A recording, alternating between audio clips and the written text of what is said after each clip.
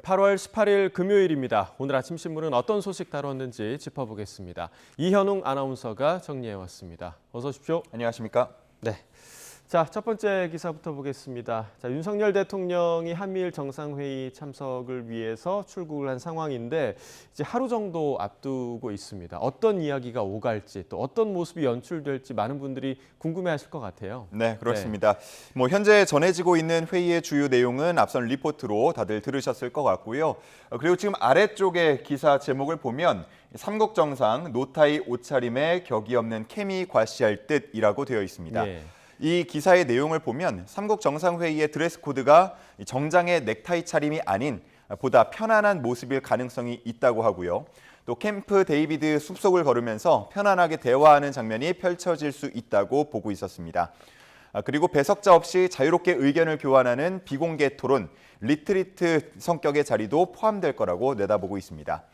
그러면서 이명박 전 대통령 때처럼 정상들이 함께 골프 카트를 타는 모습이 연출될 수도 있다고 보고 있었습니다. 네, 이 기사에 나온 내용대로 이제 장면이 연출이 되면 정말 상징적인 의미를 가질 수 있을 것 같다라는 생각이 들고, 그리고 이전의 만남들과는 달리 꽤 오랜 시간 정상들이 함께 시간을 보낼 거란 그런 전망도 있죠. 네, 그렇습니다. 네. 다른 화면 한번 보시면 예. 역대 최장 시간 함께한다라고 되어 있습니다. 서울신문의 내용인데요. 국가안보실 브리핑 내용을 인용해서 이 삼국 정상이 한나절 가까운 시간을 같은 장소에서 보내게 될 거라고 예상된다고 전하고 있었습니다. 다만 집중적으로 회담이 이루어지는 만큼 친교 행사는 대부분 오찬 때 길지 않은 시간 동안만 이루어질 거고, 다른 시간은 한미, 한일, 한미일 정상회담과 공동 기자회견 등으로 채워질 거라고 보고 있었습니다. 회담의 분위기는 출국 직전 부친상을 치른 윤석열 대통령을 위로하는 차원에서 당초 예상보다는 차분할 수 있다고 보고 있었습니다. 그리고 대통령실 관계자의 말을 실으면서 이날 캠프 데이비드에서 나올 역사적 사진 한 장에도 큰 관심이 쏠린다고 전하고 있었습니다. 네, 이례적인 그런 만남의 형태임은 분명해 보입니다. 이번 정상회담을 통해서 어떤 결과물이 도출될 수 있을지 좀 기대를 해보도록 하겠습니다. 자, 다음 기사 보겠습니다. 자, 사진을 보면요, 관광객들의 모습이 담겨 있는데 이제 한국 단체 관광이 허용된 중국 유커들이 또 몰려올 것으로 예상이 되는데 각 지자체가 유커 맞이 준비에 한창이라고요? 네, 그렇습니다. 네. 서울은 시내 폐교를 유스 호스텔로 개발하는 방안을 검토하고 있고, 네. 또 9월 말부터 시작되는 중국 황금 연휴에 맞춰서 유커 맞이 특별 환대 행사를 준비한다고 합니다. 부산이나 제주, 대구, 충남 등도 역시나 특별 인센티브 등을 내걸면서 중국인 관광객 유치에 힘쓰는 모습인데요. 이런 지자체의 적극적인 모습에 여행업계와 지역 여론에서는 환영하는 분위기가 우세하다고 합니다. 네, 많은 관광객들을 좀 유치를 해서 지역 경제가 활성화가 되면 좋겠는데, 하지만 또 회의적인 시각도 있다고요? 그렇습니다. 지자체 간 차별성이 없는 유치 전략으로 인해서 결국은 출혈 경쟁이 될 거라는 우려도 있습니다. 그러면서 실익은 없고 오히려 환경이나 치안에 문제가 생길 거란 걱정이 나오는 건데요. 그리고 한편에서는 최근에 중국의 경제 상황이 악화한 만큼 중국의 특수를 예전만큼 기대하기는 어려울 거라는 의구심도 함께 나오고 있습니다. 네, 지나친 유치 경쟁 때문에 또 부정적인 일들이 발생하지 않았으면 좋겠다라는 생각이 좀 듭니다. 자, 다음 기사 이어서 보겠습니다.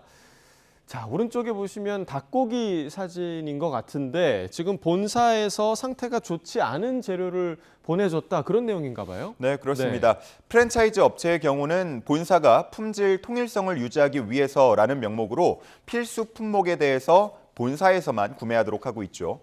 그런데 최근 품질이 떨어지는 신선육이 들어오는 등 문제가 잇따르고 있다고 합니다. 점주들은 재료 상태가 좋지 않다고 다른 데에서 재료를 사게 되면 계약 위반으로 가맹 해지가 될 수 있고, 그렇다고 그대로 쓰자니 소비자의 불만과 영업 손실은 점주가 고스란히 견뎌야 한다면서 고통을 호소하고 있습니다. 네, 이전에 그 본사로부터 살 수밖에 없는 재료들 가격이 기성품보다 비싸다, 이런 문제에 대한 지적도 있었던 걸로 제가 기억을 하는데 해결 방안이 없는 건가요? 네, 현행 가맹거래법에는 이 필수 품목에 대한 내용이 들어 있긴 하지만 필수 품목의 품질과 관련한 조항은 없는 상황입니다.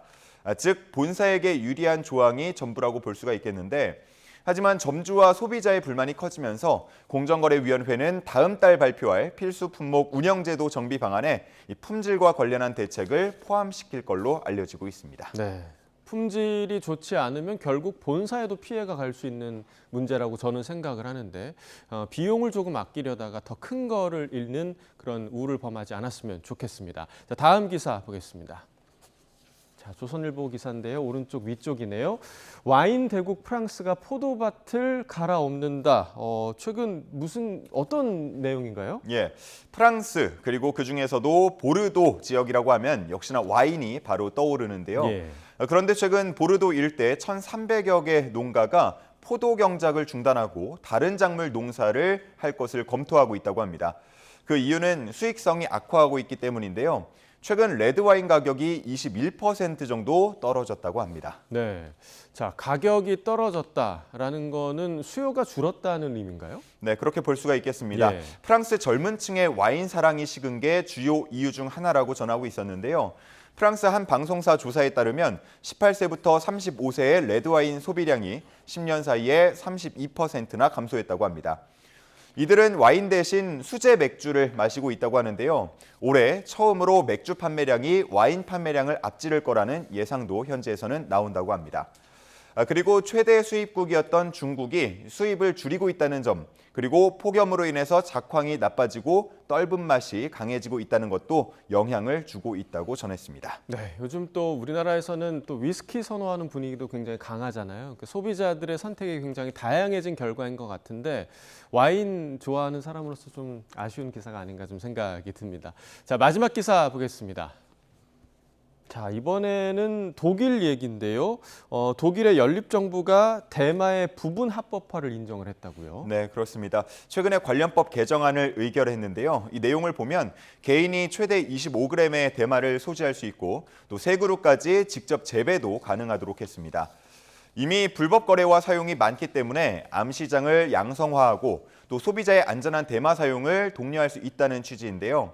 실명으로 거래를 하고 사용량에 제한을 두면 소비가 감소할 수 있다는 판단도 작용한 결과입니다. 네, 유럽연합의 대부분 국가들은 대마 소지와 거래를 불법으로 규정하는 걸로 알고 있는데 좀 영향이 있지 않을까요? 네, 그렇습니다. 이전에도 몰타가 EU 최초로 대마를 합법화한 적이 있는데요. 인구나 경제 규모가 작기 때문에 그 영향력은 크지 않았습니다. 하지만 독일은 인구로 보나 경제 규모로 보나 유럽 최대 국가 중에 하나이기 때문에 우려의 목소리가 커지고 있는데요.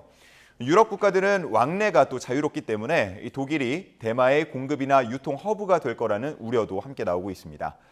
독일의 개정안은 의회 승인을 거쳐서 연말쯤 시행될 걸로 보이는데요. 독일 보건부 측은 이 부분 합법화를 했다고 해서 대마가 안전하다거나 활성화를 위한 거라고 오해해서는 안 된다고 강조하고 있습니다. 네, 오해하지 말라고 해도 또 안 할 수가 없는 거잖아요. 분명히 수요자들은 오해할 수 있는 측면이 있다고 생각을 하는데 어떤 결과로 이어질지 좀 지켜봐야 할 것 같습니다.